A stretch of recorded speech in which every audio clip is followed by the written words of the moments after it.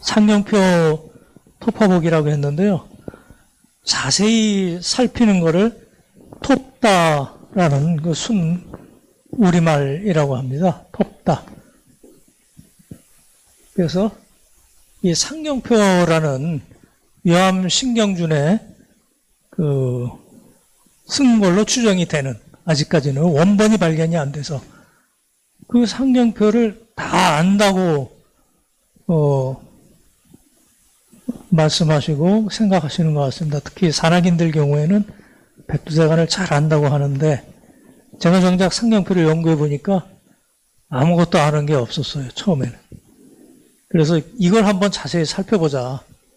그래서 조선시대 기록과 고지도로 살펴보는 백두대간이라는 부제를 붙었습니다. 그래서 오늘 1402년에 헌일강림 역대 국도 지도라는 세계 지도 속에 나오는 조선과 백두대간을 포함해서 동국지도, 팔도청도, 해동지도 이런 고지도를 통해서 이미 300여 년 동안 조선시대에 알려져 있던 백두대간과 그 다음에 조선왕조실록을 포함해서 국조보감이라든가 만기우람, 택리지 뭐 이런 사찬서, 관찬서, 역사, 사서 여기에 등장하는 기록상의 백두대간 이것도 300년 이상 됩니다.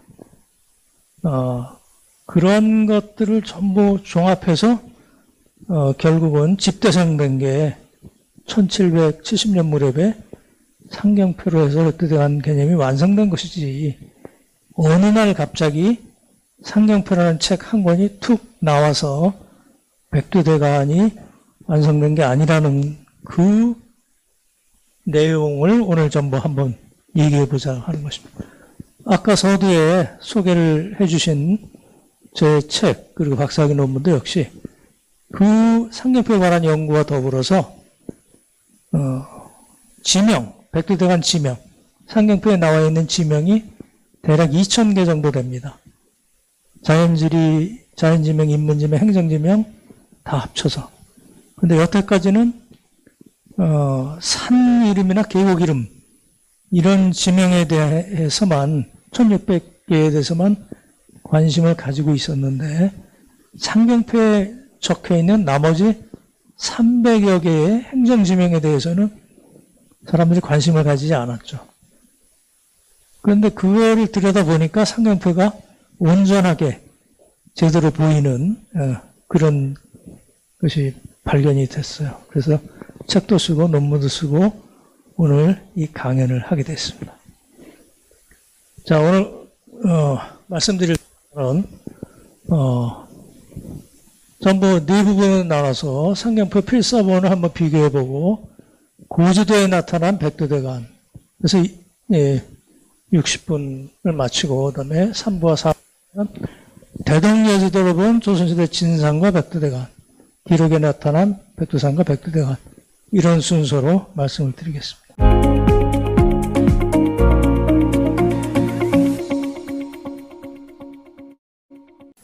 필사본은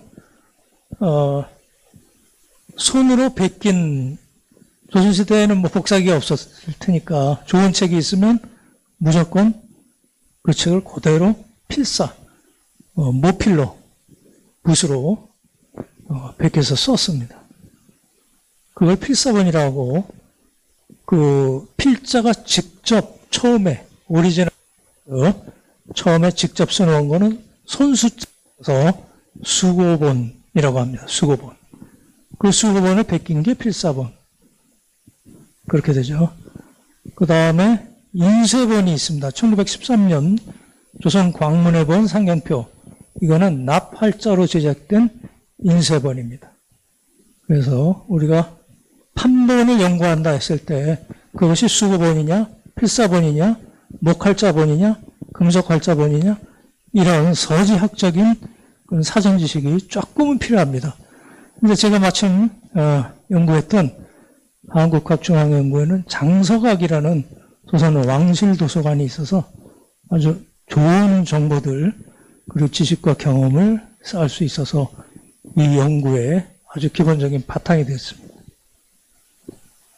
그래서 이 상경표는 동국문헌비고 여지고의 내용을 기본으로 해서 이 상경표가 완성이 된 겁니다.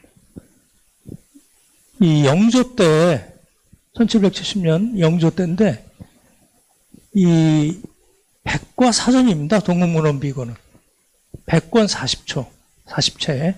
그 다음에 고종 때 증보문헌비고가 250권으로 완성이 되는데 이게 이 영조의 명으로 해서 1769년에서 1770년이면 불과 1년 사이에 이 백과사전이 완성된 겁니다. 그러니까 허점이 많았겠죠. 그래서 140년에 걸쳐서 증보를 해서 고종 때 250권으로 완성이 된 겁니다. 이 동국문헌비고 중에 여지라는 부분 17권인데 이거는 신경준이 직접 쓴 원고입니다. 그 내용을 바탕으로 해서 상경표라는 책이 나오게 되는데 여지를 한번 보겠습니다. 왼쪽은 동국문헌비고 여지고의 17권 여지고 17권 그 중에서 7권 산천일 총설 이 부분이 상경표의 내용으로 오게 되는 부분입니다. 신경주는 이 상경표 말고도 동국군양 연역표라든가 강계고, 도로고, 사연고 뭐 이런 많은 지리 서적들을 저술했고 우리나라에서는 지리학자뿐만 아니라 국어학자, 언어학자, 성원학자로 더 많이 알려져 있고 국어학계에서 더 많이 연구되어 있는 학자입니다. 지리학계에서는 사실 이 상경표 연구가 기본적인 서지 연구조차 안 돼 있는데 제가 이제 그 부분을 조금 자세히 들여다봤습니다. 그래서 아까 말씀드린 동국문헌비고 이거 1770년 영조 때 나온 그 12권 그 여지고 여기에 산천일 총설이라고 제가 말씀드렸죠. 이 내용이 상경표의 기본적인 자료가 되는 그 내용입니다. 자, 여기에 12개의 산이 나와 있습니다. 삼각산, 백두산, 원산, 낭림산, 두류산, 이건 분수령입니다. 금강산, 오대산, 태백산, 속리산, 장안산, 지리산. 이 12개의 산을 12종산이라 하고 이것이 백두대간의 기본적인 정맥과 갈라져 나가는 부분에 있는 12개의 산입니다. 그런데 좀 한 가지 이상한 거는 삼각산이 맨 위에 있습니다. 상경표는 백두산을 중심으로 해서 우리나라, 즉 조선의 모든 산을 정리한 그런 책인데 삼각산을 백두산이 앞에 놓은 게 아니라 삼각산을 앞에 놨어요. 그 이유를 산은 삼각산을 먼저 했고 앞에 놨고 강은 한강을 앞에 놨는데 그것은 존경 도야 수도 서울을 높여주기 위함이다.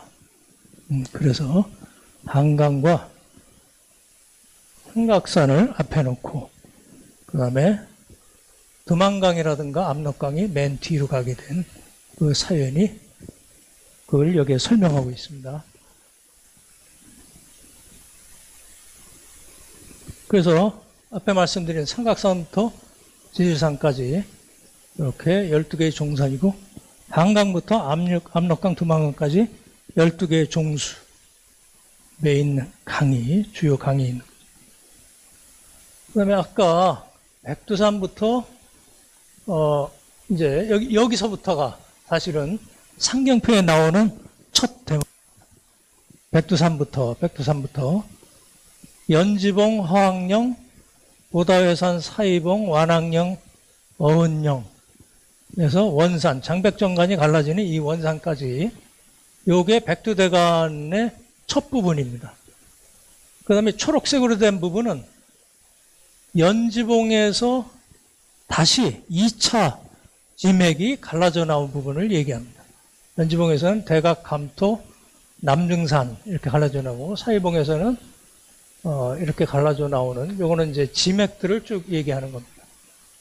그래서 이 지맥 중에 어은령에서 나온 지맥이 서쪽으로 가면 장평산하고 천봉산까지 이르게 되는데 이 동그라미 치면 갑산부의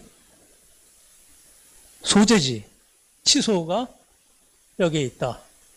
즉 장평산하고 천봉산은 거꾸로 쭉 거슬러 올라가면은 백두산서부터 이렇게 내려오는 지맥에 있는 갑산이다. 그래서 행정지명으로는 처음 갑산부가 처음 나오는 거예요.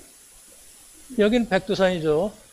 그 다음에 백두산에서 원산의 장백정간이 갈라지는데 여기에 원산부터 여기서부터는 장백정간을 이야기하는 거고 여기는 백두대간을 얘기하는 겁니다. 그래서 이거를 그대로 옮겨 적은 게 상경표입니다. 그걸 제가 정리해 보니까 백두산, 연지봉, 화학령, 오다해산, 사이봉에서 원산까지. 그 다음에 요 오른쪽으로 갈라져 가는 게 지맥들. 이건 본줄기. 이건 지맥. 이 지맥 가운데서 또 2차로 또 같이 쳐나온 지맥들이 삼도령, 종가령, 하방도 이렇게 되고 어은령에서 장평산, 천봉산까지 가서 갑산부. 이게 330리입니다. 백두산서부터 330리 떨어져서 갑산부가 있다. 그러니까 여태까지 그 산악인들이 연구한, 특히 우리 이우영 선생님이 연구한 상경표는 이렇게만 연구를 하신 거예요. 이렇게만 보시고 산줄기를 이렇게만 얘기한 거고 여기에 관한 얘기는 다 빠져 있습니다. 여태까지 연구에서는. 그러니까 이게 굉장히 사실은 상경표는 이 지명, 사람이 사는 마을을 표현하기 위해서 이러한 산들이 전부 정리되어 있다라고도 볼 수가 있습니다. 해석을 그렇게 할 수도 있어요. 그 다음에 이 천평, 이거는 상경표에는 안 나와 있습니다. 백두산에서부터 쭉 이렇게 내려가는데 상경표에는 이 천평이 없어요. 한번 보실까요? 천평, 제가 여기 파란색으로 표시를 해놨는데 연지봉, 화학령, 천평, 연지봉과 화학령으로 둘러싸인 천평이라는 곳. 여기서 1930년대, 40년대 백두산을 탐사한 보고서에 보면은 무인지경의 넓은 고원지대가 펼쳐진다.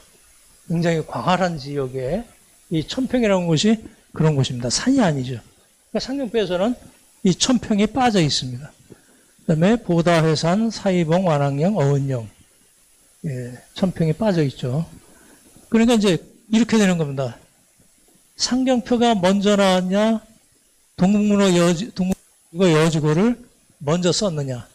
다시 얘기하면 동국문헌비고 여지고를 보고 상경표를 정리했느냐, 아니면 사실은 상경표가 먼저 나왔고 그걸 가지고 동국문헌비고 여지고를 썼느냐. 어떨 것 같습니까? 윤 박사님. 어느 쪽이 먼저일 것 같습니까? 그 제가 질문 드린 건 천평 때문에 그렇습니다. 동국문헌비고 여지고에는 천평이 들어가 있는데 상경표에는 없는 거예요. 그러니까 보다 더 자세한 이 자료가 1차 자료였다는 얘기죠. 이걸 보고 정리해서 천평은 빼자 이렇게 된 거죠. 만약에 상경표를 가지고 동국문헌비고 여지고를 썼다면 이 여지고 안에는 이 천평이 들어갈 수 있나요? 없나요? 들어갈 수 없었겠죠. 여기서부터 저는 이제 실마리를 잡아갑니다. 그리고 이것은 이제 국립산악박물관 소장본, 제가 지난번에 해서 수장고에 있던 이 책이 그 내용이나 형식을 보니까 이게 필사본, 한 200년쯤 된 필사본인 걸로 저는 조사를 했습니다. 여기서 백두산서부터 어은령, 원산까지 백두대간 본줄기가 쭉 이어지고 왼쪽으로는 대각봉, 감토선, 남승산, 지맥들이 이어지는 거죠. 그래서 여기 백두산서부터 이렇게 해서 연지봉, 화학령 이 내용이 바로 옮겨 적으면 이 상경표 백두대간 첫 장이 이게 첫 장입니다. 첫 장이 되는 겁니다. 백두산, 연지봉, 허황령. 그래서 이 가운데 연지봉 해도 될 걸 이게 이제 문장으로 기술을 하다 보니까 이 지자를 넣었습니다. 여기도 지. 천평 나오죠, 여기 천평. 그다음에 보다, 원명칭은 보다회산입니다. 네 글자 산 이름이에요. 보다회산. 그 다음에 사이봉, 완항령, 어은령. 그것이 요 한 줄에 다 정리가 되어 있는 겁니다. 한 칸, 두 칸, 세 칸, 네 칸, 다섯 칸, 여섯 칸, 일곱 칸. 여덟, 아홉, 열, 열하나. 이 위에까지 12칸. 이게 상경표의 기본적인 12단 체제가 되겠죠. 이걸 지도에서 한번 확인해 보면 백두산이고 분수령은 이제 이 상경표가 나온 후 100여 년 후에 1861년에 나온 지도가 고산자 김종호의 대덕여지도고 그것을 축소해서 추각해서 그린 그린 지도가 대덕여지 전도입니다. 근데 여기서 보면 백두산서부터 원산이 없어요, 원산이. 여기가 이쪽으로 장백정간이 가야 되는데 여기에 원산이 있어야 되는데 원산이 없어요. 보니까 원산은 상경표에 일명 드리산 이렇게 적어놨습니다. 아, 그러니까 대덕여지전도에 드리산이라고 해놓은 이 부분이 원산이 되는 겁니다. 그래서 완항령이라든가 보다회산, 대각봉 이런 지명들은 상경표에 나온 지명들이 있고 새로운 지명들 마산령이라든가 소백산이라든가 이런 것들이 새로운 지명이 생겼고 연지봉은 그대로 있고요. 그래서 여기 천평이 있는 걸 볼 수 있습니다. 이게 이제 지도상에서 이 백두대간이 이런 식으로 표현이 되어 있다. 그런데 한 가지 조선시대에는 1402년에 나온 혼일강의 역대 국도지도부터 해서 1861년에 나온 이 대덕여지 전도에 이르기까지 모든 지도에 백두대간이라든가 장백정간이라든가 이런 산줄기 이름이 없습니다. 네, 그걸 한번 참고해 주시고요. 이거는 요 장백정간의 장백산. 그런데 지금은 현대 지도는 북한도 그렇고 우리나라에서 발행되는 북한 지도에도 이 장백산이라는 명칭이 없습니다. 그래서 제가 추적을 해보니까 이 산의 위치가 현재 어디냐? 2541m 관모봉이라고 불리는 곳이 바로 여기인데 구글어스 지도에서 찾아보니까 여기가 장백산입니다. 백두산이 2750m, 일제강점기 때는 2744m로 측량이 됐는데 그 다음에 높은 산이 바로 이 관모봉 2541m. 1930년대 일본 지질학자들이 여기에 가서 주빙하 기후 중에 뭐 이런 건곡을 발견했다. 지금도 뭐 논문이 나오고 있는데요. 다른 지도를 보면은 이렇게 움푹 파여 있는 U자형으로 움푹 파여 있는 여기 이런 것들이 이제 뭐 건곡에 해당하는 그런 지형이고 10,000년에서 70,000년 전 사이에는 대략 거의 만년설 1900m, 해발 1900m 정도가 스노우라인, 설선 고도였다고 그럽니다. 그 다음에 여기가 관모봉이고요. 백두산, 일단 천지, 그 다음에 이제 장백산. 이쪽으로 해서 백두대간이 이렇게 이어지고 이쪽에 해산이 있는 것이고요. 이쪽이 무산입니다. 무산에서 백두산까지는 상경표에 300리, 330리 이렇게 나와 있습니다. 이쪽이 두만강이 되겠죠. 또 하나 보면은 여기가 이제 아까 보여드렸던 관모봉 장백산이고 이쪽으로 해서 백두대간이 이제 흘러내리고 두리산이 여기 있고 요 만탑산이라는 곳인데 들어보셨죠? 만탑산. 북한의 핵실험 여러 차례에 거쳐서 핵실험해가지고 산 높이가 낮아진 그런 산입니다. 만탑산. 만약에 통일이 돼서 장백정간을 종주한다고 했을 때 여기는 아마 방사능 오염지역으로 해서 출입 금지 팻말이 붙어 있을지도 모릅니다. 왜냐하면 여기가 만탑산이고 여기 뭐라고 구글어스에 쓰여있냐면 핵실험용 도로, 풍계리입니다. 이게 한 20km 정도 되는데 풍계리부터 해서 길주 이 일대 마을들이 전부 방사능에 오염돼서 귀신병에 걸렸다. 그 방사능 환자들, 피폭 환자들이 아주 많이 나와서 이쪽은 사람이 살 수 없는 그런 지역이 된 거예요. 여기서 핵실험을 하면서 체르노빌 원자력 발전소 사고 이후에 지금까지도 거기 사람들이 살 수 없습니다. 여기도 아마 그런 상황일 거라는 생각이 들고 만약에 백두대간 종주하게 된다. 여기는 못하는 이 마르금은 통과할 수 없는 지역일 거라는 생각을 해봤습니다.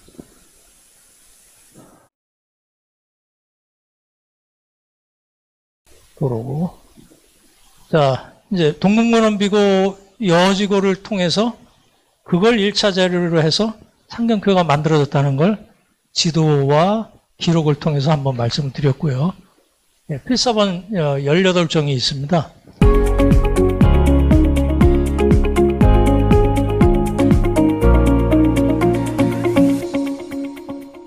그 중에 하나가 올해 발굴된 국립산악박물관의 필사본 상경표입니다. 한국 고전적 종합 목록에는 이게 빠져 있는데 1913년 조선광문회본하고 필사본 상경표, 이건 여지펠람 상경표지만 국립산악박물관 소장본이 마땅히 등재되어야 되는데 그건 아마 여기 학예연구실장님께서 노력을 해주실 거라고 봅니다. 이거는 제가 연구한 결과로는 장서각 소장본인데 사실은 이건 필사본의 또 필사본입니다. 이 형식이 가장 오래된 상경표로 제가 추정하는 필사본 18 중에서 하나입니다. 그 18종은 상경표 하나만 있는 9종하고 상경표하고 도리표 2개가 있는 9종하고 해서 18종인데 여기 국립산악박물관 소장본이 하나 더 추가가 됐죠.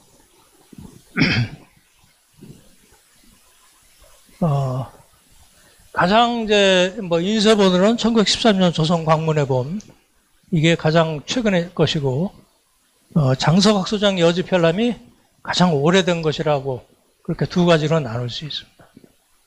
그래서 여지편람은 두주와 도별 구분이 없다. 그거는 이제 또 제가 설명을 드리겠습니다.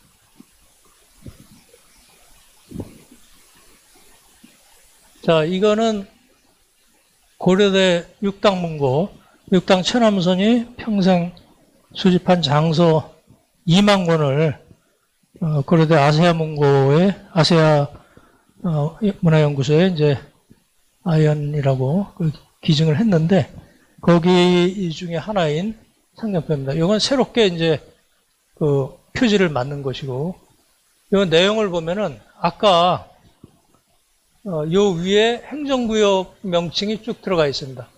치소, 동원이 있는 무주치, 진주, 거창, 지뢰치, 운봉치, 그래서 행정 명칭이 쭉 들어가 있고,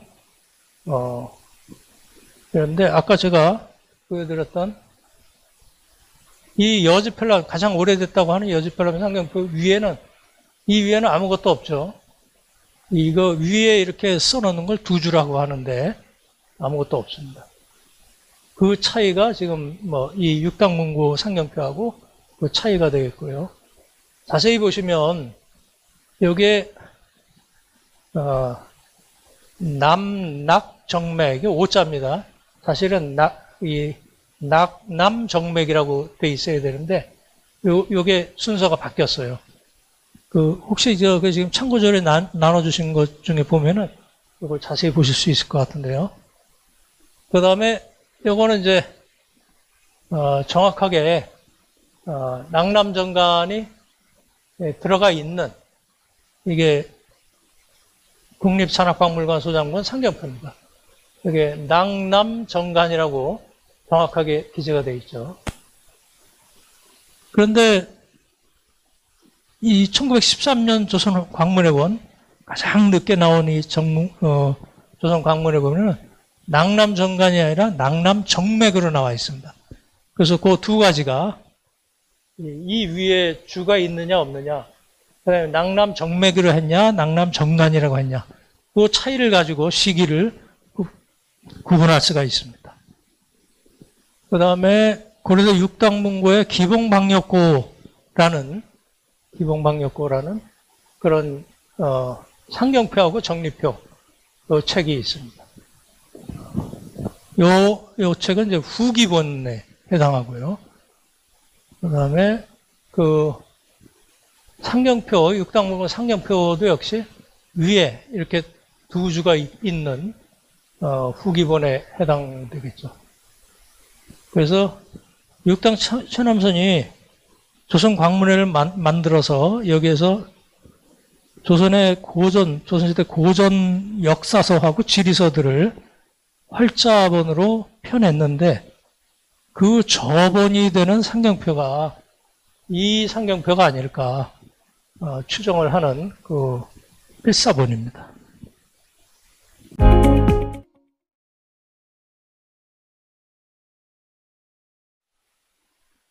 그 다음에 중요한 거는 신경준이 감수해서 펴낸 여지편람 상경표 원본은 없습니다. 그래서 지금 국립산악박물관 필사본 상경표가 나온 걸 보고 제가 희망을 가지게 됐어요. 야, 어딘가. 그래서 가장 이 상경표 원본이 있을 만한 가능성이 높은 곳. 그것은 순창에 갔더니 이 신경준의 고향이죠. 생가 거기에 장서각이라고 그 집안에 도서관이 있었습니다. 거기에 지도도 있고 쭉 선대부터 내려오는 책들이 있다고 합니다. 해당 부분은 전주 국립박물관으로 이전을 했고 그렇지 않은 책들이 있는데 제 생각에 그 중에 이 상경표 원본이 어딘가 저는 묻혀 있을 거라고 한번 생각을 해봤습니다. 저 말고 지도학을 하는 고지도를 하는 정대영 박사가 직접 가서 여암신경준이 그린 지도 2점을 본 적이 있는데 기회가 되면 한번 그 정 박사하고 같이 가서 한번 발굴을 해볼까 계획 중에 있습니다. 뉴스에 나오면 아마 이제 다음 뉴스는 이 상경표 원본 발굴 그 소식일 것 같습니다. 그 다음에 이제 필사 연도는 대략 1800년부터 대략 1913년 조선광문에 인쇄본이 나온 뒤부터는 손으로 베낄 필요가 없었겠죠. 그래서 한 100여 년 정도가 필사 시기고 초기 필사본에 없었던 두주나 낭남정간 정맥표기 상단 여병의 도변을 군현별 읍취 이게 이제 변화가 있었다는 거죠. 중후기에서는 초기에서는 이런 게 없었는데 후기에서는 이런 게 들어갔다. 그러니까 책 딱 보면 이거는 초기 거다 후기 거다 금방 알 수 있는 거죠. 누구나 다. 그러면 이 상경표가 처음에 어떻게 알려졌냐? 대부분 산악인들은 1980년에 이우영 씨가 인사동 고서점에 지나가다가 정리표 살려고 그러다가 상경표 공짜로 끼워줘서 발견됐다. 이렇게 이우영 씨 자신이 얘기했습니다. 그래서 상경표는 1980년대에 발견된 걸로 아는데 사실은 62년에 나온 국사대사전에 이 상경표 항목이 있습니다. 이홍직이 쓴 이홍직이라는 분은 고려대학교 교수이고 이왕과 도서실을 관리했던 분입니다. 그러니까 이 상경표의 존재를 알고 있었고 사전 집필할 때 항목으로 넣었던 거죠.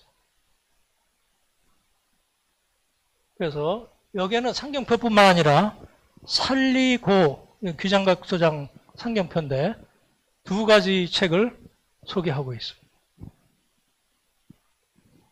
그 다음에 그 이전에는 없었냐?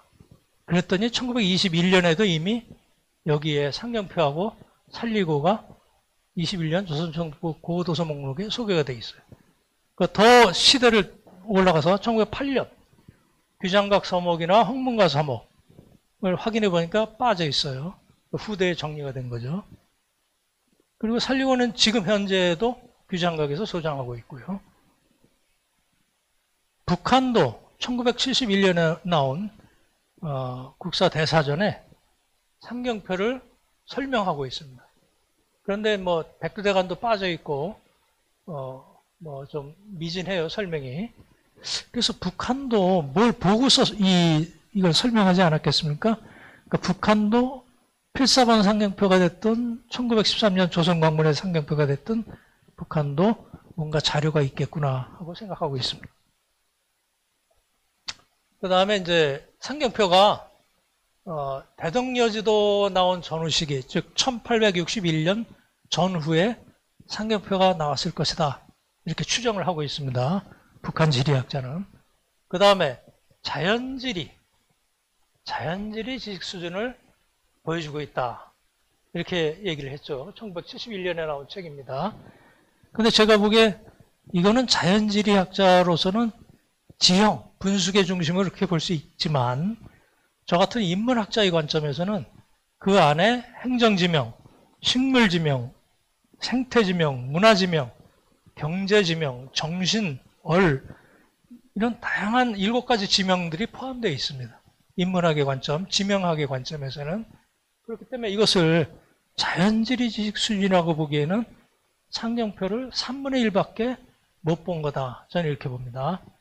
그리고 이 자연지리 관점으로 결국은 북한은 1971년에 이런 이제 사전을 기술을 했는데 1992년에서 95년 사이 95년 정도에 북한이 백두대산줄기 체계라는 걸 발표합니다. 한반도 남북한 통틀어서 4,000개, 500m짜리 이상산 4,000개를 다 조사를 해서, 도상조사를 해서 그걸 가지고 산줄기를 만들어냅니다. 새로운 산줄기를. 그러니까 북한이 보는 백두대간에는 그대로 산맥 개념인 거죠. 우리가 보는 백두대간, 그 안에 읍지, 마을이 있고 사람이 살고 있고 수계에 따라서 문화권이 구분되는 그런 백두대간이 아니고 전형적인 산줄기, 산맥으로 중심으로 봤던 그런 관점이다라는 걸 알 수가 있어요. 그래서 이제 이게 조선시대에 갑자기 나온 게 아니고 고려시대에도 백두산이 그리고 고려시대 이전 삼국시대에도 이 백두산, 특히 고구려 같은 숙신, 말갈, 음루, 부여 이런 모든 종족들이 백두산을 숭상해서 천제를 올리는 제단을 만들었습니다. 그 일대에 살던 부족들은. 그런 백두산이 으뜸이라는 이 개념이 백두대간으로 발전했고 그것이 백두대간 개념이 완성된 게 상경표인데 여기에 관해서도 굉장히 많은 이제 연구가 필요한 부분이죠. 그리고 그것이 필사본, 이게 18종이 되겠죠. 필사본으로 나오고 1913년에는 인쇄본으로 나오고 그 다음에 뭐 다 아시다시피 1990년에 이 박용수라는 서재학자, 소설가예요. 이분은 상경표 해제를 쓰고 1995년에도 민속원에서 상경표라는 책이 나오고 현진상이라는 공무원이에요. 이분. 근데 5년 동안 6년 동안 연구해서 한글 상경표라는 책을 써냅니다. 제가 첫머리에 한문으로 된 상경표를 보여드렸는데 그거는 지맥, 갈래 산줄기 찾기도 굉장히 어렵고 좀 읽기가 까다로운데 그거를 쉽게 한글로 풀어서 썼습니다. 뭐 이 이후에도 2004년, 5년에 박성태의 신상경표가 나왔는데 그 책은 상경표를 더 철저하게, 그래서 남북한 합쳐서 약 8,000개의 산과 그리고 강줄기를 따져서 끝까지 분수계로 구분한, 그 전혀 새로운 이제 상경이 됩니다. 분수계를 중심으로 한 상경이 되겠습니다. 상경과 수경이 되겠습니다. 그래서 여기엔 넣지 않았고요. 이 박성태 선생님 자기 마음대로 또 산줄기를 만들어냈습니다.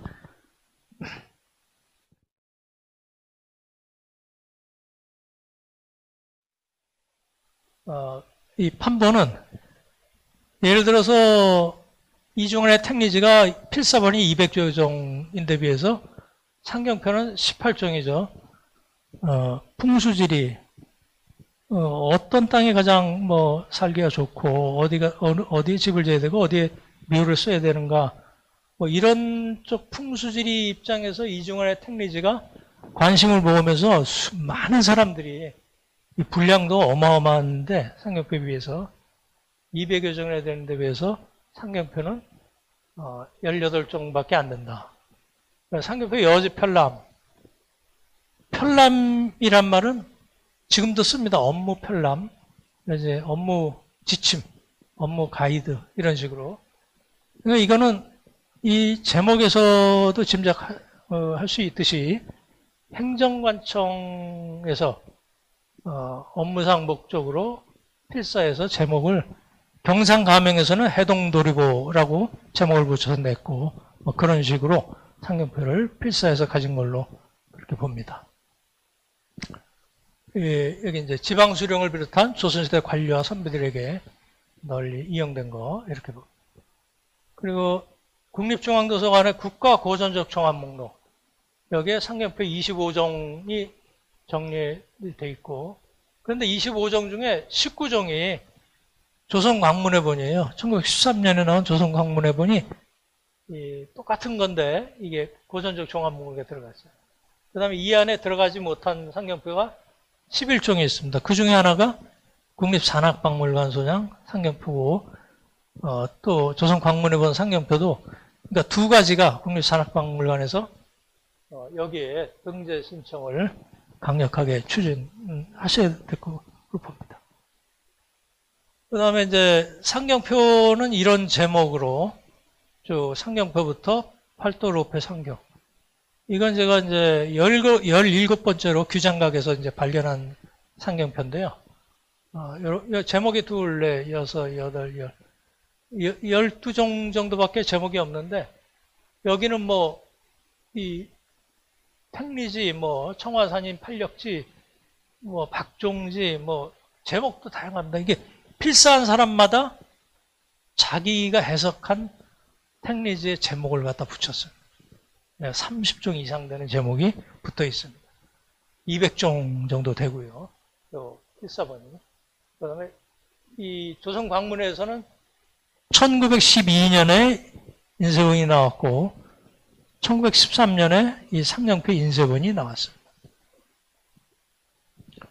그래서 25개가, 보시면 이 1913년은 전부 똑같은 책이에요, 사실.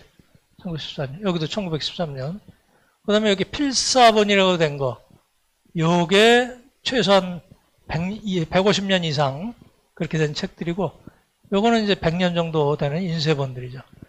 그리고 실제로 종이 질을 비교해 보면은, 필사본은 저지라고 해서 당나무로 만든 우리 한지, 전통 한지 제조법으로 만든 종이라서 200년이 지났는데도 지금까지도 손상이 되지 않고 아주 깨끗합니다. 종이 상태가. 그런데 1913년에 나온 양지, 서양식 펄프로 만든 이 종이는 사가서 막 부스러져서 떨어져 나가는 부분이 있을 정도로, 물론 보관 상태에 따라서 다르겠지만, 하나는 100년 전 나온 책이고 하나는 200년 전 나온 책인데, 종이 상태가 이 필사본이 더 아주 깨끗합니다. 그러니까 우리 종이 제조 기술이, 우리 전통 제지 기법이 굉장히 뛰어났다라는 걸 알 수 있겠고요. 또 하나는 이게 언제쯤 나온 책이냐 했을 때 그 당나무로 만든 우리 전통 제지법으로 만든 그 책, 필사본은, 이 필사본은 벌써 이제 이런 섬유질 같은 게 이렇게 보입니다. 종이 표면에. 그거 하고, 그 다음에 펄프식으로 만든 이 종이, 양식 재지, 요거는 눈으로 봐도 금방 식별이 가능합니다. 이제 이건 서지학의 기본적인 그런 경험을 말씀드린 겁니다. 그래서 11, 12, 13 쭉 나가지만 보시다시피 1913년이 대부분이죠. 1913년, 1913년. 똑같은 상경표. 인쇄본인데 국가고전종합 목록에 다 들어가 있는 거예요. 그러니까 산업박물관에서도 이거 집어넣으셔야겠죠.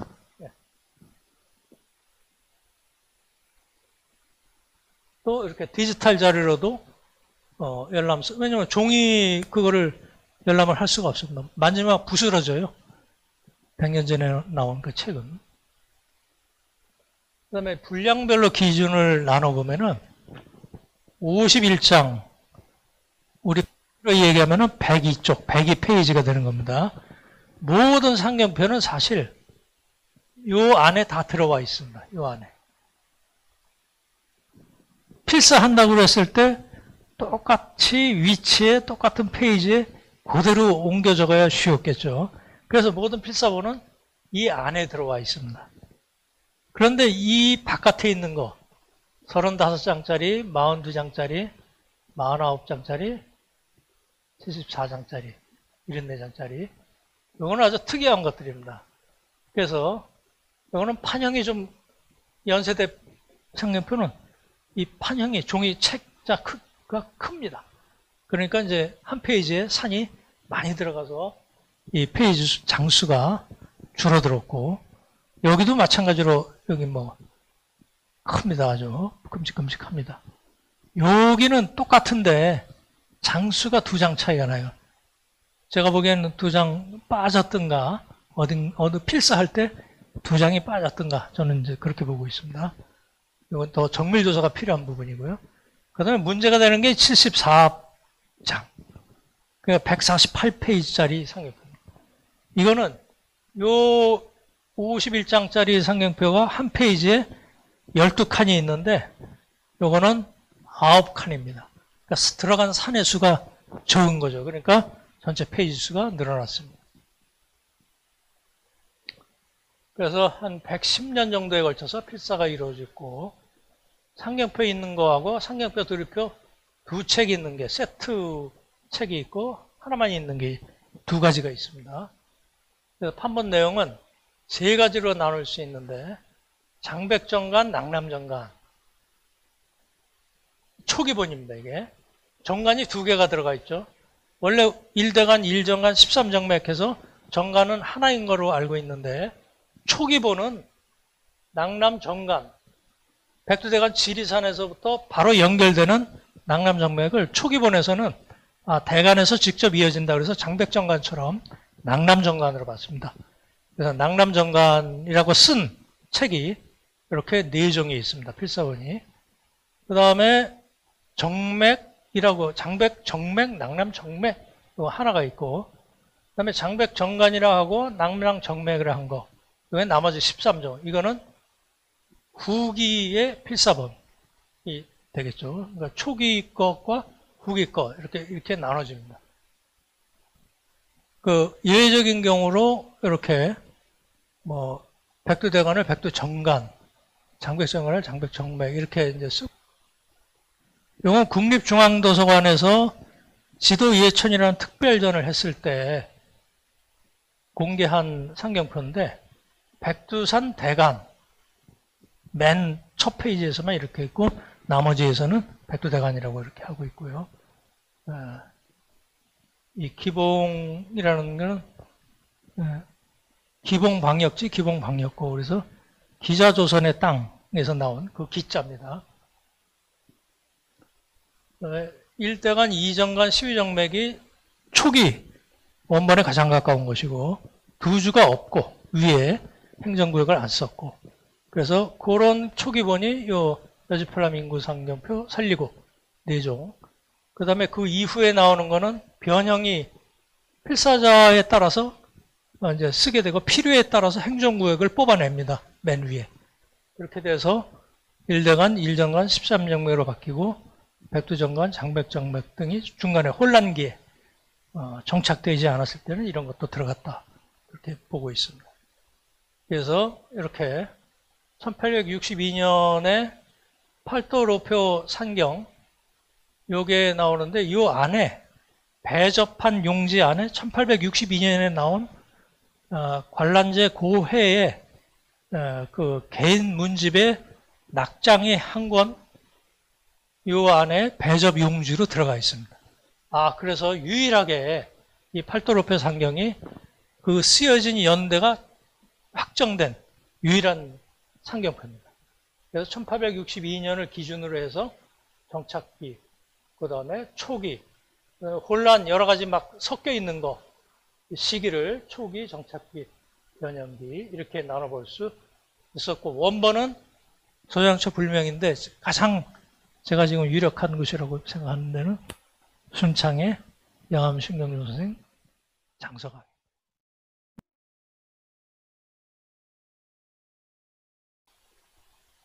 지도 9장 보기로 하겠습니다. 1402년입니다. 이게 혼일강내 역대 국도지도란 3개 지도에 조선이 들어가 있는데 잘 보시면 제가 이거 흰색으로 백두대간을 이렇게 제가 표시를 해봤습니다.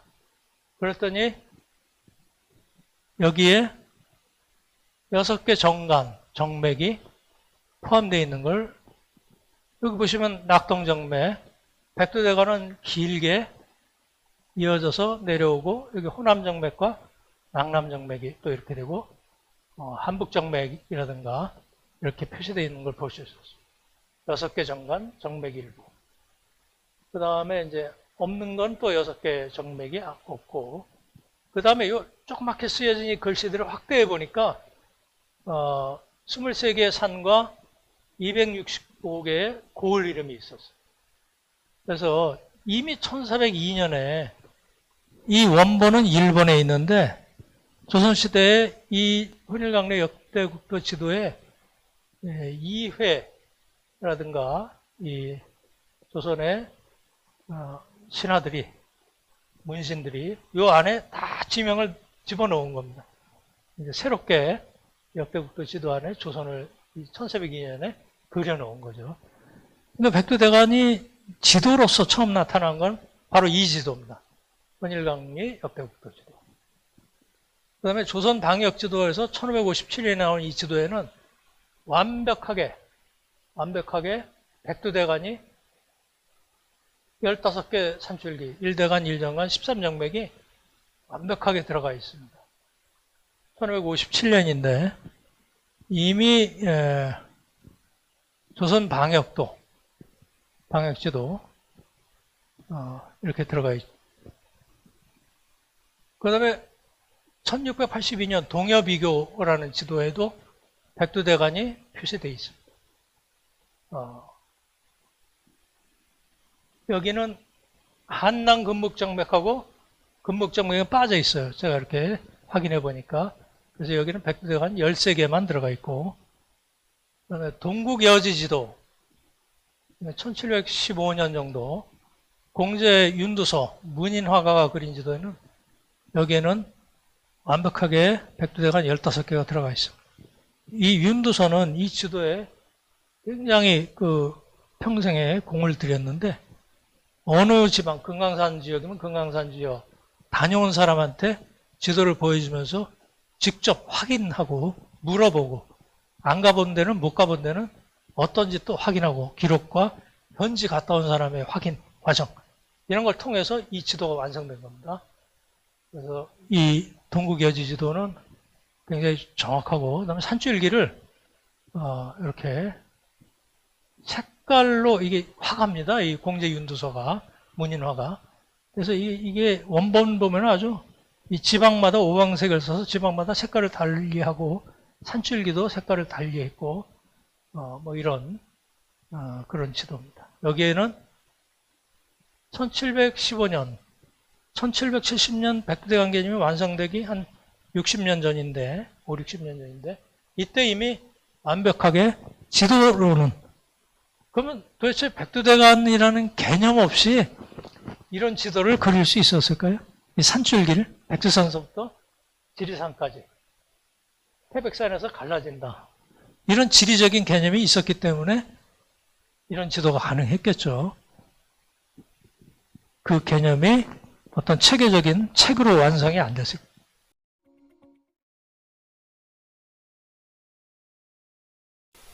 그 다음에 1751년 팔도 청도, 여기에는 백두대간이 15개가 여기 들어가 있습니다. 역시 여기에는 금남 호남 정맥, 요 지금 이렇게 짧은 것들 있죠. 짧은 거. 정맥으로 이어지기 전에 이 짧은 정맥들, 이런 것까지 다 세밀하게 표현이 되어 있죠. 자, 이게 1750년, 55년, 67년 사이에 대략 상경표가 나오기 직전, 정상기라는 지도 천재가 그린 동국대지도입니다. 영조가 이 지도를 보고 아주 감탄을 한 그런 지도인데, 백리척을 써서 해안선의 윤곽이 굉장히 정확하게 표현이 된 지도고, 정상기, 정학영, 정수영, 정원님 4대가 대를 물려가면서 수정 보완한 지도입니다. 이 지도가. 이 지도에는 백두대간이 뭐 거의 대동여지도에 나온 것만큼 정확하게, 그리고 이 100년 후에 대동여지도가 나오는데, 정상기 동국대지도가 없었으면은 대동여지도도 없었던 거다. 지도라는 거는 두 대에 걸친 어떤 지리적인 지식, 지도 제작 방법, 이런 것들이 축적이 돼서 만들어지는 것이지 어느 날 갑자기 만들어지는 게 아닙니다. 바로 이 지도가 대동여지도가 가능하게 만든 바로 그 지도입니다. 동국대지도. 보물로 지정됐죠. 그 다음에 여기에는 원본을 보시면, 제가 이제 그 자료에도 칼라로 이제 나온 지도가 있을 텐데, 거기는 중요한 초록색으로 표현된 산맥, 이 지도가 군사적으로 중요한 것이다, 이렇게 해석을 했지만, 그건 이제 좀 더 토론이 필요한 그런 부분입니다. 그 다음에 대동청도라는 이 지도, 요거는 좀 윤곽이 벌써 좀 앞에 그 동국대지도보다 좀 부정확하죠? 이 지도보다. 대동청도. 이건 해동지도라는 세계 지도집입니다. 조선시대에 나온 천하도, 유구국, 일본도, 중국도, 그래서 여러 나라 지도하고 조선의 360개 군현도까지, 조선 전도까지, 그 중에 이제 조선 전도, 여기 이렇게 표현이 됐는데, 여기에는 백두대간이 다 들어가 있습니다. 낙동정맥, 뭐 이렇게 해서 그 해동지도에 369년 지도가 있는데, 이게 굉장히 중요합니다. 여기 보시면은 한도대맥, 한도대맥이 난거대, 이 위에가 한도대맥입니다. 여기 분수령이 있고 한도대맥, 한도대맥은 바로 한북정맥을 얘기합니다. 그러니까 상경표가 나오기 전에 이렇게 여러 가지 백두대간의 지명이 사용됐다는 겁니다. 고정된 지명이 아니고 지도 그리는 사람, 책 쓴 사람마다 다르게 한도대맥.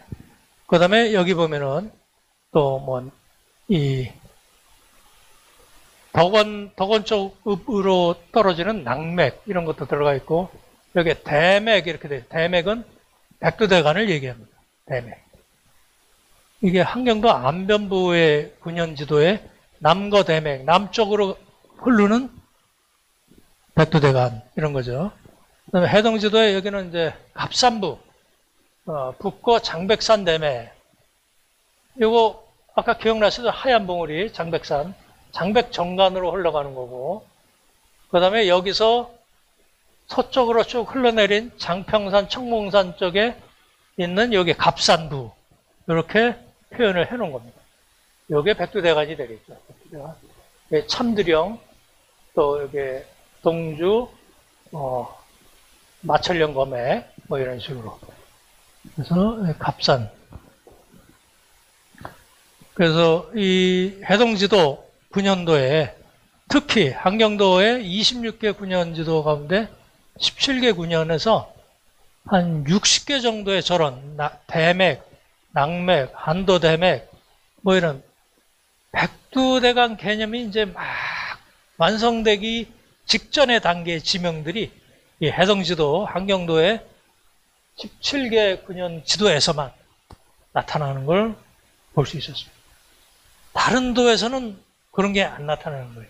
이것도 왜 그런지 미스터리입니다. 이 해동지도를 홍문관에서 제작을 했는데 홍문관에 그 당시에 누가 관여했는지까지 추적을 하면 답이 나올 텐데 아직 거기까지는 연구가 안 돼 있습니다.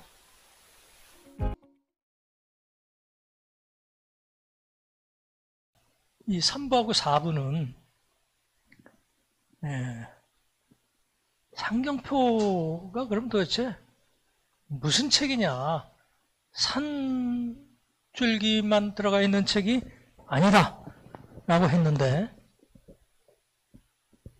그럼 뭐가 들어가 있느냐? 제가 연구해 보니까 진산이 들어가 있더라고요. 진산. 여태까지 우리나라에서 대부분의 연구자들이 서울대학의 최원식 교수라든가 이 진산 가지고 연구한 분들이 몇 분 계시는데 1차 자료 원전을 신정동국여지승람이나 세종실록 지리지 또 동국여지지 뭐 이런 지리서에서 나오는 진산을 비교해서 연구를 했습니다. 그런데 상경표에 그 모든 진산이 다 들어가 있어요. 그리고 여태까지 어떤 연구자들도 이 상경표에 나온 진산을 가지고 연구한 분이 없더라고요. 제가 발견한 거예요. 상경표에는 진산이 들어가 있고 어찌 보면은 이런 춘천, 경주, 금천, 해주, 전주, 의주, 양주를 포함한 조선시대 360개 군현의 위치를 진산을 통해서 표현했고 이 진산이 정맥이나 정간, 줄기를 따라서 백두산까지 이어지는 상대적인 위치를 표현한 것이다 라고 제가 한번 결론을 내렸습니다. 그리고 그거를 대동여지도에서 한번 확인을 해봤어요. 진산의 위치를. 한번 볼까요? 춘천입니다. 춘천. 춘천 강원도청 뒷산이 무슨 산입니까? 네. 춘천 진산이에요. 봉이산. 바로 뒷산입니다. 이 봉이산은 쭉 따라서 가면은 중전산으로 해서 이쪽으로 계속 이어지면은 백두대간 5대산으로 이어집니다. 5대산에서 갈라져 내려온 백두대간 지맥이 봉이산까지 오는 겁니다. 이거 춘천이고요. 춘천 읍지. 그 다음에 용화산. 용화산하고 청평산. 이 산들은 금강산 쪽에서 내려오는 줄기입니다. 수양강이 있고 모진강이 있고 두 강이 합류하는 이 지점이 신영강이고 여기에 백로주라고 있고 금강산에서 내려온 백두대간 지맥은 이 백로주에서 끝 종자를 써놨습니다. 상경표에 보면 여기 이 인근이 바로 요즘 문제되는 중도입니다. 청동기 시대에 도시 유적지가 발견돼. 여기 우두평이라고 하는데 우두산입니다. 우두평. 여기 이 동쪽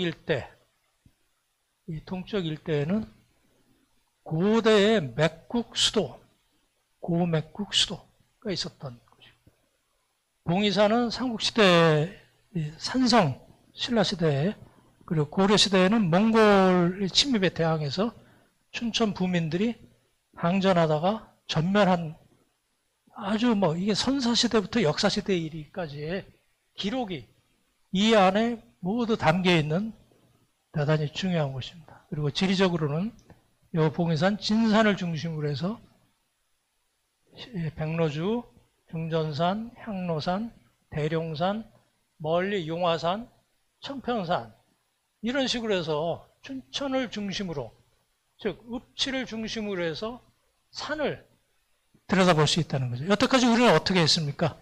산을 보고 산 중심으로 해서 마을을 생각하지 않았나요? 근데 상경표는 다른 방식을 보여주고 있는 겁니다. 진산을 중심으로 해서 마을을 보고 진산을 중심으로 해서 백두대간 줄기, 강줄기를 보는 방식을 보여주고 있는 겁니다. 그게 상경표가 가지고 있는 지리적인 의미라는 생각이 듭니다. 마찬가지로 여기 대룡산, 백로주부터 향로산 거리까지 상경표에는 8개의 방위와 1, 2단위의 거리를 가지고 이와 같이 표시하고 있습니다. 산만 들어가 있는 게 아닙니다. 이런 정보, 위치 정보가 풍부하게 담겨 있는 게 바로 상경표입니다. 어찌 보면은 조선판 GIS, 지리정보 시스템이라고 할 만한 게 상경표다라는 해석을 해봤습니다. 경주 볼까요, 경주? 진산 낭산이죠. 경주 낭산 중심으로 해서 단석산, 묵장산, 치술령, 멀리 함월산까지, 토암산, 함월산까지, 지화국 이렇게 쭉 경주라는 곳은 춘천에 비해서는 경주 분지고 그래서 사방으로 거리가 비교적 비슷한 곳들에 산이 지어 있습니다. 낙동정맥의 산들이죠. 낙동정맥과 지맥. 그래서 보면은 경주 낭산 서쪽 구리에 있다. 11리, 30리, 45리, 20리. 이거는 실측거리입니다. 실제로 걸음수로 따져서 몇 리, 1, 2단위도 있다고 제가 말씀드렸습니다. 1, 2.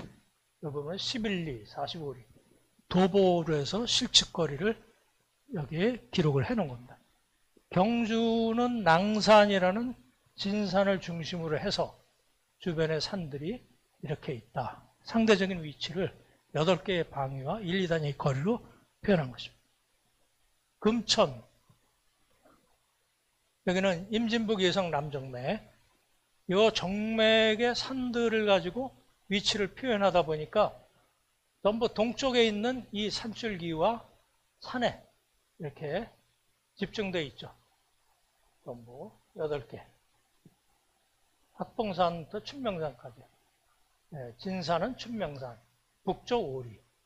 대체로 상경표에 있는 진산의 위치를 보면은 읍치에서 북쪽이 한 40% 이상 분포해 있습니다. 해주, 황해도 해주.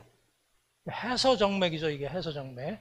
이쪽으로 장산구까지, 백령도 가까운 장산구까지 이어지는 이 해서정맥이 동서방향으로 흐르고, 그 다음에 이렇게 해주가 있고, 수양산성이 있고, 뭐 이렇습니다. 해주 중심으로 해서 또 이렇게 산들이 있고, 진산이 있고. 여기도 역시 진산은 용수산이고, 남쪽 일이, 북쪽이 아니고 남쪽 일이 있다는 게 특징입니다. 가까이에 수양산성이라는 곳이 있어서 일단 유사시에는 해주의 군민들이 이 산성으로 들어가서 항전을 하는 역사시대 이래에 이 한반도에서 살아남았던 우리 민족의 생존 방법이 바로 이 산성과 진산, 그 고을을 보호해주고 진호해주는 산, 이제 진산이라는 개념이 산성으로까지 발전하고 상경포에서 이 진산을 중심으로 해서 고을의 읍치를 상대적인 거리와 방향을 표시해 놓은, 집대성해 놓은 그런 곳이라고 볼 수 있습니다. 전주 볼까요? 건지산, 기린산, 아주 가까이 있는 산들이죠. 전주 시내. 그래서 멀리 웅치라든가 호남정맥, 이런 식으로 해서 전주 읍지 중심으로 해서 8개의 산, 8개의 산의 위치, 거리를 가지고 전주를 표현한 것이죠. 웅치부터 해서 만마동산, 모악산, 그래서 진산은 건지산, 전주 읍지로부터 남쪽 심리에 있다. 이렇게 되어 있습니다. 그 다음에 평안도 의주를 중심으로 해서 미라산, 청북정맥의 맨 마지막 산이죠. 여기까지도 상대적인 위치를 나타내고 있습니다. 6개를. 이제 백마산성이 있죠. 일단 유사시에는 이 백마산성까지 후퇴를 해서 항전을 하는. 그래서 백마산성, 태조봉지는 미라산, 의주 남쪽 백리까지. 그 다음에 읍지의 진산은 삼각산. 그 다음에 경기도 양주. 바로 진산은 불곡산이죠. 불곡산. 그 다음에 멀리 천마산이나 삼각산까지도 이제 쭉 들어가 있고, 여기도 역시 보면은, 진산은, 그래서, 이제 양주 불곡산, 남쪽 삼리에, 즉, 불곡산과 양주 치소는 3리 거리밖에 안 된다. 이런 뜻이죠. 이건 이제 여태까지 진산을 가지고 8개, 7개의 고을을 한번 대동여지도를 통해서 확인을 해본 겁니다. 그래서 가장 지금 현대 백두대간이 그러면 뭐 조선시대로 돌아가자는 겁니까? 이렇게 질문하는 지리학자도 있었습니다. 그런데 이 지도, 대동여지도와 이 진산의 개념이 현대에도 그대로 적용되면은 지금 문제가 일어나고 있는 이 청동기 시대 유적지 중도, 여기 아니겠습니까? 그러면 이 중도만 가지고 얘기하면은 좀 역사적인 어떤 의미라든가 이런 것들이 좁혀지게 돼요. 이거를 펼친다면은 춘천에서 더 펼쳐서 인문학적인 관점에서 펼친다면은 우드평이라든가 고맥국 수도, 그냥 봉이산, 그 다음에 이런 이제 이 모진강하고 소양강에 따르는 어떤 문화, 역사, 지리적인 그런 배경을 한데 엮어서 스토리텔링을 만들어내면은 이 중도 청동기 시대 유적지를 보존해야 되는 그런 의미가 또 달라지게 된다. 그 깊이와 넓이가 달라지게 되는데 우리는 너무 근시안적으로 또는 바로 이 문제에만 집중해서 놓치는 것들이 많습니다. 그래서 이렇게 읍지와 진산을 가지고 백두대간 상령표를 볼 수가 있다라는 걸 제가 제시를 했습니다. 그 다음에는 이제 지도를 봤으니 기록을 봐야겠죠. 기록은 제가 다 뒤져봤습니다. 조선시대에 도대체 백두산과 관련된 기록은 제가 모두 다 뒤져봤어요. 그래서 가장 으뜸이 되는 게 조선왕조실록. 천만다행히도 제가 이게 만약에 디지털화 되어 있지 않았으면은 지금 이 논문 못 썼을 겁니다. 근데 이게 인터넷으로 다 서비스 됩니다. 번역본까지. 그러니까 앉아서 그냥 하루에 다 조사할 수 있어요.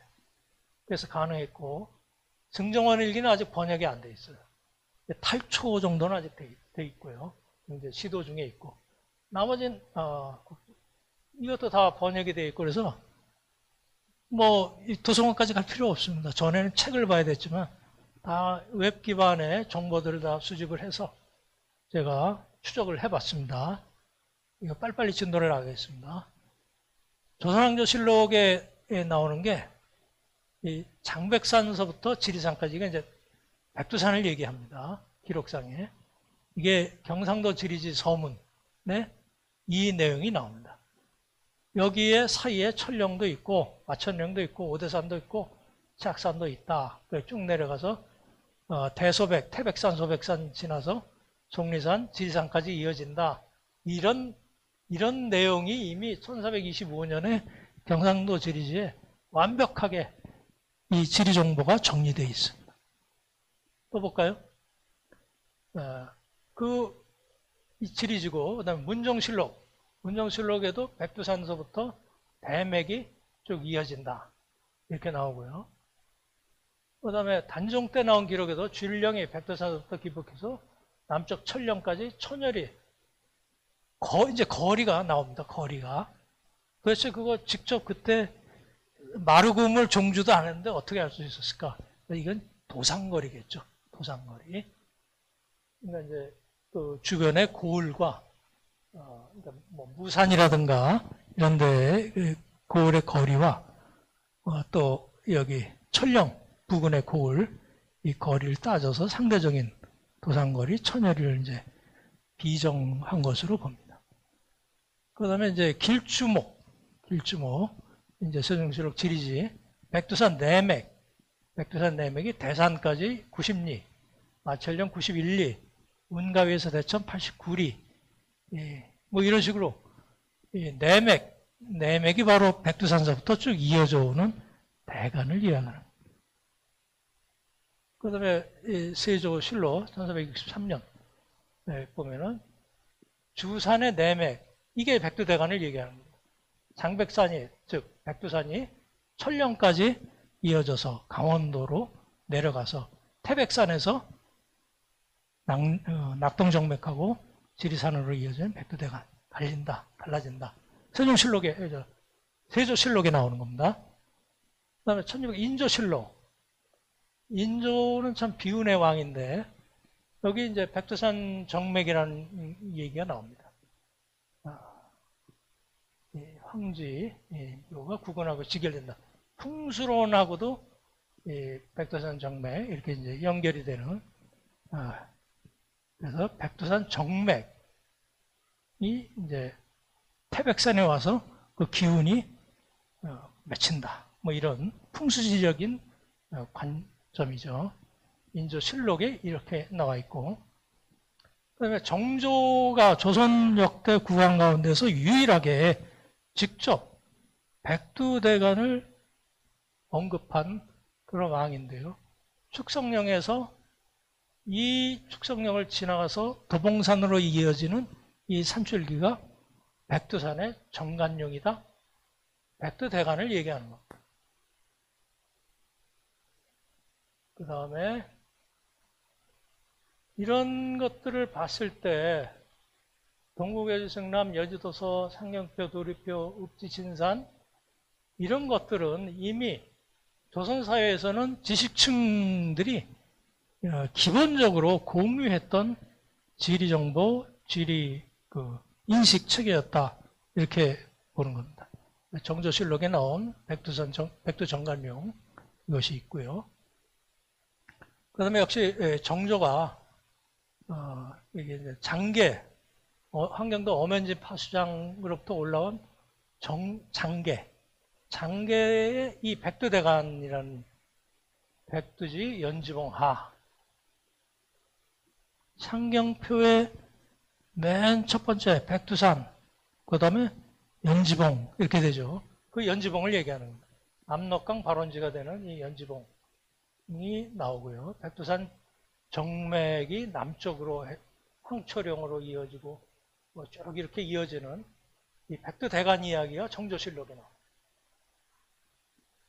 그 다음에 이제 관찬서, 이거는 조선 정부에서 편찬해낸 책, 그리고 개인이 편찬한 책은 사찬서인데요.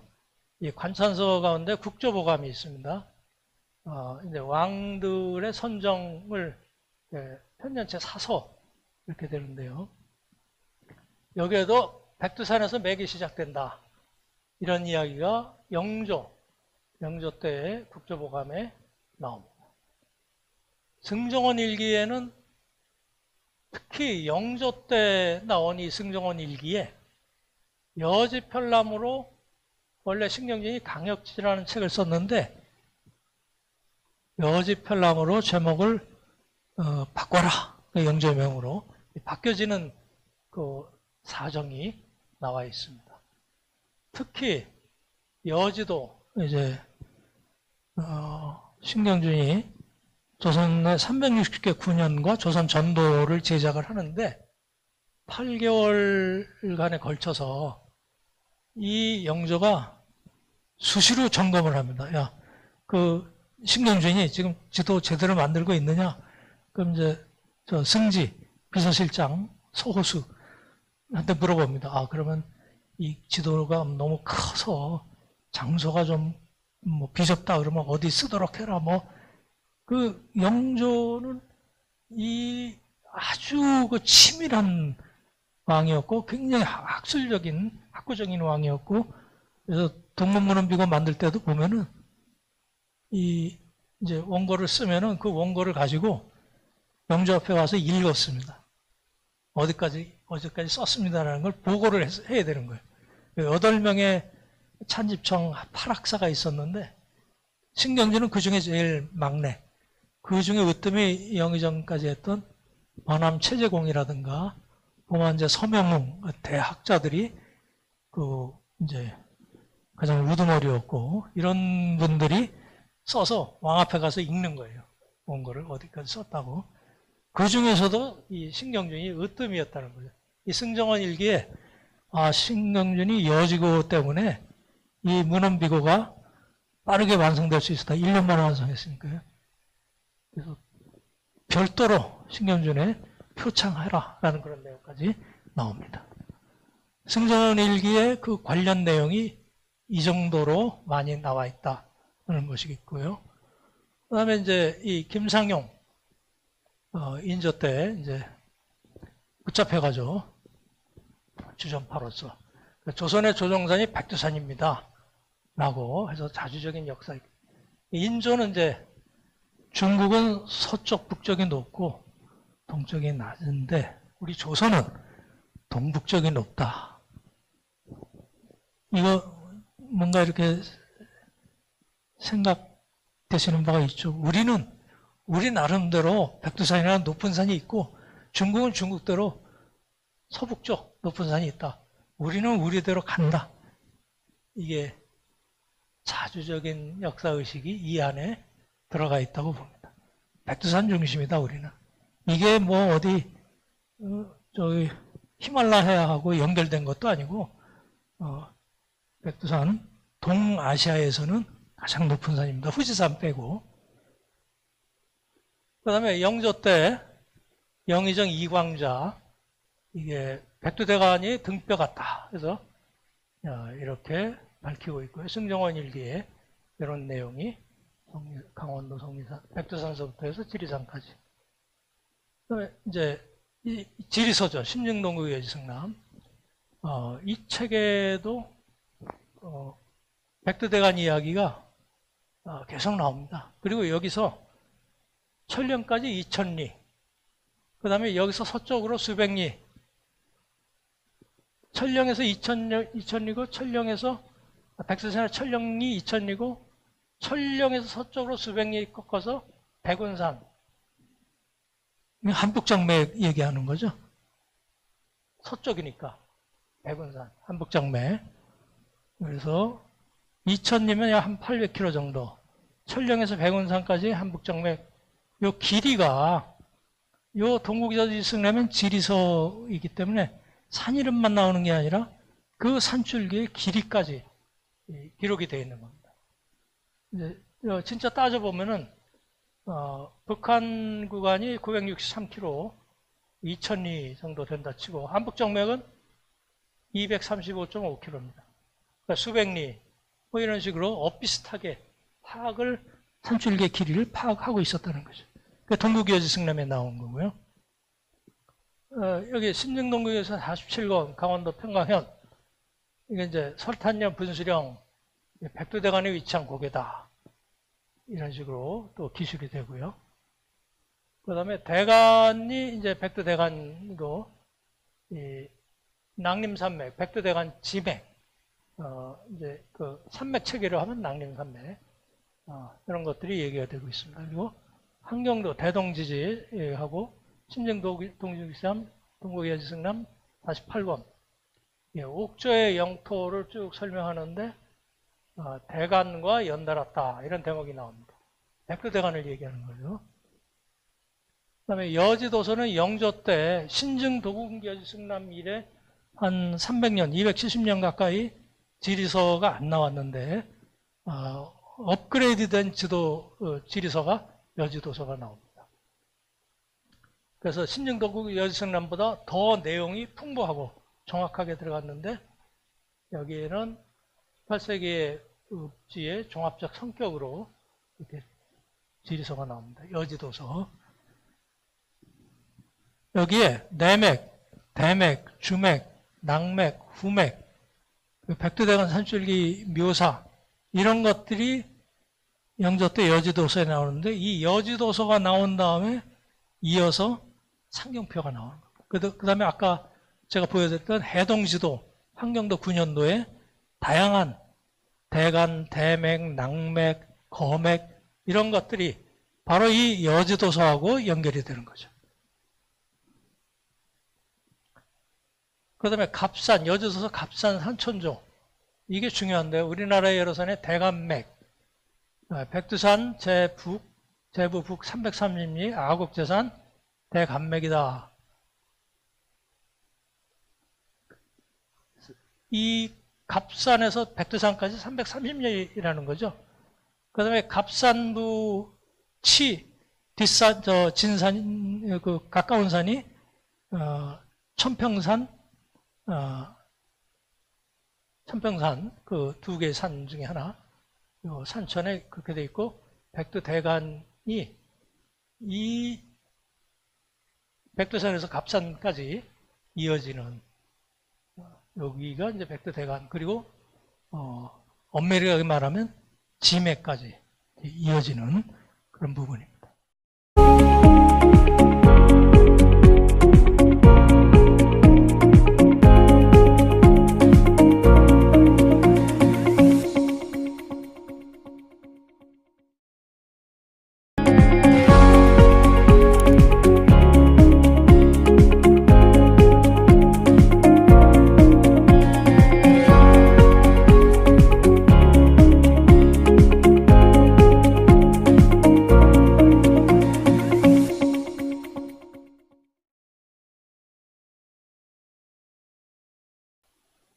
그 다음에 이제 개인이 쓴 기록 보면은 문집도 있고, 지리지가 동국여지지, 이건 백과사전이죠. 성호사설, 택리지, 조선시대 최고의 인문지리서. 이 안에 모두가 백두대간이 기술되고 있습니다.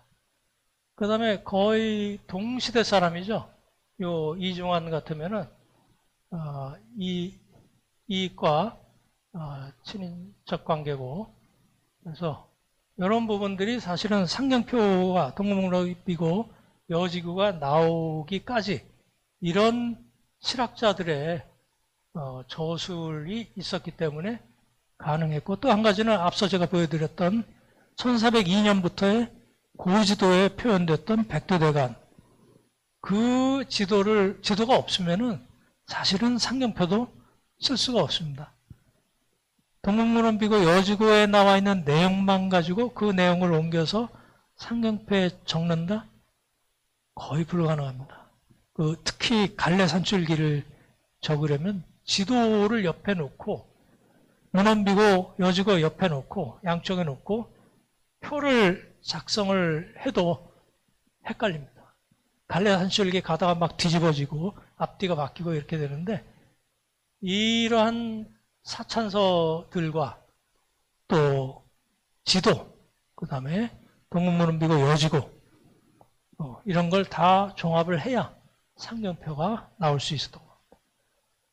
특히 택리지를 뽑아서 제가 말씀드리면 복고총론 산수, 여기 한 9개 대목에서 백두대간 관련 이야기가 나옵니다.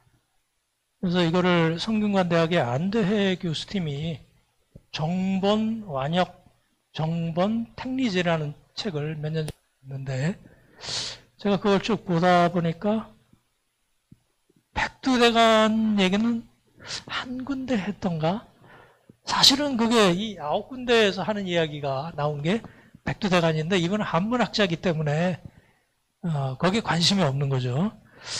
그래서 백두대간 택리지를 한번 제가 책으로 내야겠다는 생각이 들었고, 또 하나는 그러면 상경표, 정서번 상경표를 하나 만들어야겠다. 그 힌트를 받았습니다. 이 택리지에서. 벚꽃청로는 산수에 여지고 산천일 청소라고 유사한 그 기술 형식에서 유사한 부분이 있는데, 첫 번째는 이제 서쪽 지맥이 7, 8령이나 뻗어 있지만 동쪽 지맥은 100리가 못 된다. 이거는 동쪽 두만강 안쪽으로 뻗은 동쪽 지맥은 장백 정간이 되는 거고, 또 하나는 백두대간 지맥을 사실은 이 문장에서는 이야기를 하고 있는 겁니다. 그런데 이제 한문학자들이 번역하면은 그런 지리적인 개념이 없기 때문에 이게 백두대간 지맥이고 이게 청북정맥인지 이게 알 수가 없는 거죠. 그래서 번역할 때도 그냥 휙 넘어가는 그 부분인데, 제가 보기에는 이렇게 해석을 또 이렇게 할 수 있다라는 부분이고, 이거는 분명히 대간이라고 쓰고 있습니다. 택리지에서. 대간은 끊어지지 않고 남쪽으로 수천이 내려가서 경상도 태백산까지 영으로 통해 있다. 한 줄기 영으로 통해 있다. 근데 여기서 영이, 이게 우리는 고개로 알고 있는데 이 영이 큰 산 영이라는 뜻입니다. 그래서 이 영이란 말을 써놓고 이중한도 이거는 산운하고 헷갈릴 수도 있겠다 싶어서 밑에 설명을 달아놓습니다. 영이라는 것은 등마루 산줄기가 조금 나지막하고 평평한 곳이다. 이곳에 길을 내서 영 동쪽과 통한다. 나머지는 모두 산이라 부른다. 그러니까 영에 대한 지리적인 정의를 내려놓습니다.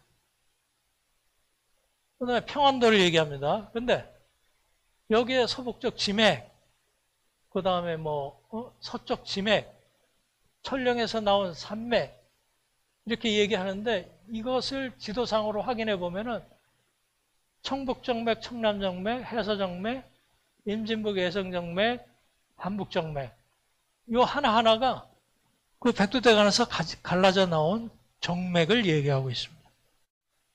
근데 이 지리적인 그 배경 지식이 없으면 그냥 한문으로만 해석을 하면은 그냥 이렇게 되죠, 이렇게. 그래서 제가 해석을 해보니까 이런 것들이 특히 철원 한양은 안변 천령에서 나온 산맥이 맺혀서 된 것이다. 백두대간 안변 천령에서 나와서 한양으로 뻗은 정맥이 뭡니까? 한북정맥 아닙니까? 여기에서 한북정맥이라는 얘기 안 해도 딱 보면은 이거 한북정맥을 얘기했네. 한북정맥이라는 의식, 지리 인식을 가지고 쓴 글이네. 이렇게 해석이 됩니다. 그 다음에 이게 이제 그 내용이고요. 강원도 천령 서쪽에서 뻗어나온 곳이다. 서쪽은 용진에서 그쳤다. 이거는 오대산에서 용문산 거쳐서 두물머리, 양수리까지 끝나는 산악인들이 얘기하는 한강 기맥을 얘기하는 겁니다. 백두대간에서는 여기에 별도의 이름을 붙이지는 않았습니다. 그냥 백두대간 지맥입니다. 아까 춘천으로 가는 그 지맥처럼 여기가 따로 정맥의 이름을 얻지 못한 백두대간 지맥에 관한 것입니다. 온 나라에서 가장 짧은 산맥이다 그랬는데, 이거는 이중환이 택리지를 쓸 시절에 예를 들어서 가장 짧은 건 금남 호남정맥 아닙니까? 거기에 대한 지리적인 지식이 없기 때문에 오대산에서 용진까지 이어지는 여기를 가장 짧은 산줄기다 이렇게 했던 걸로 보입니다. 그 다음에 태백산에서 갈라지는 것, 낙동정맥하고 백두대간을 얘기하는 거죠. 60리 8량치 지리산까지 이어지는 백두대간, 그리고 낙동정맥. 그런데 이 안에는 낙동정맥이라든가 백두대간이라고 말은 안 했지만 그 부분에 대한 설명입니다. 이 6번째가. 그 다음에 7번째, 속리산에서 남쪽으로 해서 바깥쪽으로 들어오는 기호지방의 남북 들판에 서리에 있다. 속리산에서 가지쳐 나간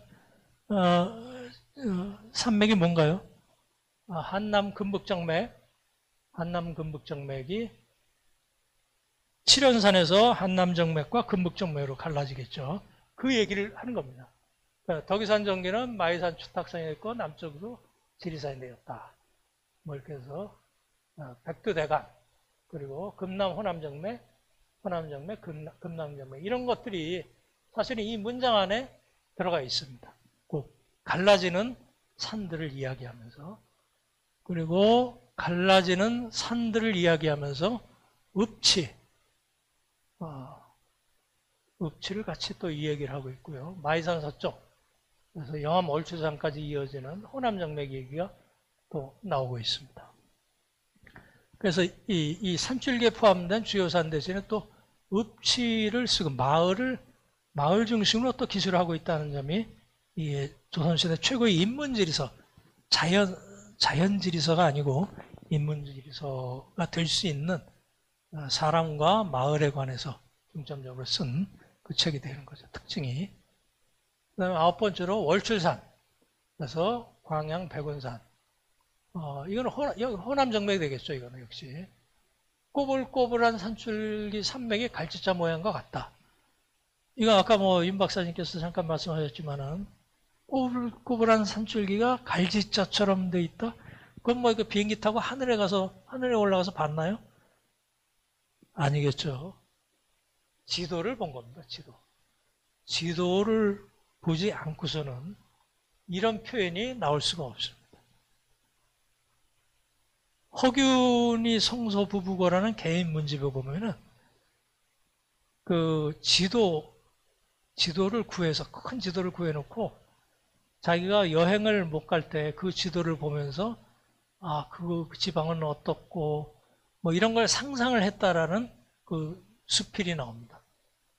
그걸 봤을 때 상당히 그 식자층에서는 이 지도가 보급이 돼 있었고 지도를 가지고 어떤 지리적인 지식을 정리하기도 했고 그 중에 이 이중환의 택리지는 조선시대 그 당시까지 18세기까지 나온 조선 전도 내지는 군현지도 이런 것들을 참고로 하지 않고서는 이 택리지를 쓸 수가 없었다라는 그런 결론을 내릴 수 있습니다.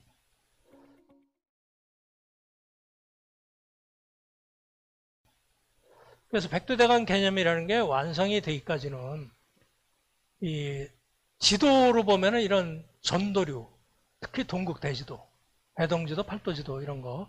그다음에 지리서로는 신증 동국 여지성람이나 여지도서, 동국여지지, 성호사설, 천지문, 특히 이중환의 택리지, 벚꽃청론 산수 이러한 이제 사찬, 관찬, 지리서 그리고 지도 이런 배경적인 지리 정보가 있었고 그것이 18세기 1770년에 신경준이라는 천재가 나타나서 정리를 한 겁니다. 집대성을 한 겁니다.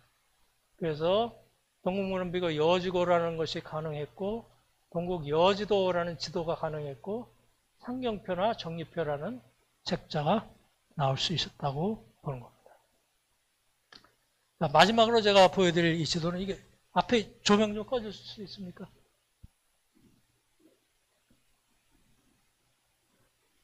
이건 뭔가요? 한반도 한밤중에 찍은 위성, 인공위성 이미지입니다. 여기가 휴전선입니다. 휴전선도 이 조명을 밝혀놔서 보이네요. 이건 눈에 보이는 그대로를 가공을 한 겁니다. 평양이죠. 북한은 아주 여기 신의주 단동 여기 좀 훤하고 북한은 깜깜합니다. 남한은 수도권, 부산, 울산, 포항, 대구, 광주 중심으로 해서 아주 불빛이 그리고 이 깜깜한 데에 제가 노란색 선으로 백두산서부터 지리산까지 한번 쭉 백두대간을 한번 겹쳐봤습니다. 그러니까 정확하게 이 어두운 부분은 산줄기가 지나가고 있는 거죠. 북한은 뭐 빼더라도 남한은. 그래서 제가 최근 들어서 지금 자료를 정리하고 있는 것 중에 야, 그럼 어린이나 청소년들에게 이 백두대간을 어떻게 알려줄까? 뭐 조선시대 고지도 보여줘 봤자 뭐 별로 뭐 재미도 없고 관심도 안 가질 텐데 아, 이런 지도야말로 여기 백두대간 요거 금 하나 거놨을 뿐인데 의미가 달라지는 겁니다. 아, 사람들이 많이 모여 사는 것은 이 백두대간으로부터 거리가 먼 강가, 해안가 이런 데 대도시가 발달을 하게 돼 있다라는 어떤 지리적인 개념을 이 사진 한 장으로 바로 전달할 수 있지 않을까 해서 한번 정리를 해봤습니다. 그 다음에 여기 뭐 구체적으로 뭐 정간이나 정맥을 또 더 집어넣을 수도 있겠죠. 북한은 좀 더 이게 좀 교류가 되고 학술 교류가 되고 이 지역의 이야기들을 많이 풀어낼 수 있으면 참 얼마나 좋을까 그런 생각을 해봤습니다. 그래서 뭐 맺는 글은 앞으로 남북 학술 교류도 되고 뭐 백두대간 지명사전도 좀 나오고 뭐 백두대간의 지명의 기원을 따라서 거슬러 올라가면 사실은 우리 한 민족의 민족사 내지는 어떤 선사 시대까지 이야기도 거슬러 올라가는 지명들이 발견이 됩니다. 아까 백두대간의 보다회산을 제가 말씀드렸는데 그거 보물보자에 마늘따자에 모을회자 보다회산 그 뜻이 맞지가 않는 거예요. 그러면 그게 도대체 그 지명이 어떻게 나왔을까? 제가 추적을 해보니까 그건 분명히 만주어나 여진어의 음을 한자로 적어놓은 것입니다.